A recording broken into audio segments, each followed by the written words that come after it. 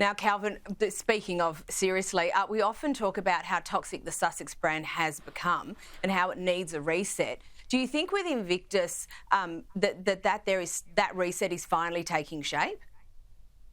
No, I actually think Harry and Meghan need to find new roles for themselves. She obviously hasn't done much acting since they got married, but neither of them have really managed to produce any content or fulfill the commitments that they've made so far in their podcasts, in their Netflix series, in their book deals. They're running out of ideas, and there's only so much they can badmouth the royal family before we all get bored of that. So I think perhaps they need to find a life outside of fame. If they're not working royals, they don't really need to be going to sporting events and that kind of thing and showing themselves off. If they could find something else to do, that would be much better for them and for their family.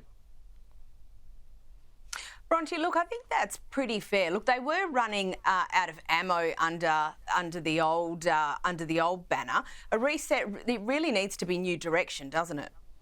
I completely agree with that. I do think the Invictus Games is the best example of Harry leaning into what he's good at, what he's done for so long, what transcends the royal, non-royal role, because that's a community that really embraces him.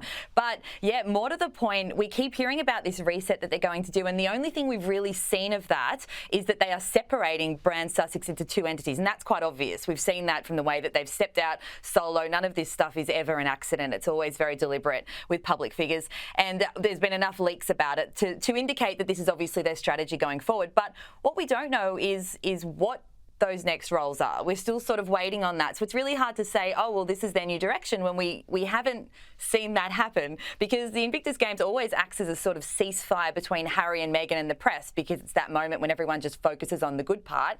But now that that's over, the question is still, what is this new direction? What's that look like? So I have to reserve judgment until we see what that's going to be. I think ceasefire is an excellent word. Now, Calvin, I'm not really an avid Vanity Fair reader, but there was a great piece this week about other royals, not just the British royal family, and their roles outside of hereditary duty. Everyone seems to be taking this approach in one way or another, aren't they? I'm not much of a Vanity Fair reader myself, but I do collect these prints they used to make back in the early 20th century. Wonderful collection of British history.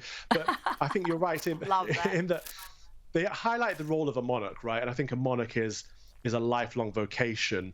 But the royal family outside of the monarch, they get to opt in or opt out. So they can participate in civil life should they choose to.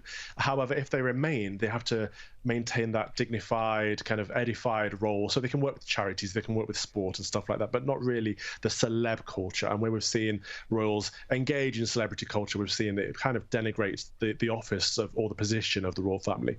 So I think it's important that we maintain the mystery of the crown. I'd like to see King Charles and Queen Camilla and the working royals step out of the public life a little bit. Just, the Wrexham thing is a good example of dipping in to where it's relevant, but don't try to be a celebrity because they're not supposed to be.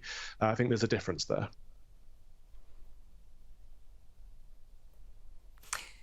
Yeah, absolutely. I think that's pretty fair. Look, thank you very much, both of you. We need to get to a break. Calvin and Bronte, thank you so much for joining us.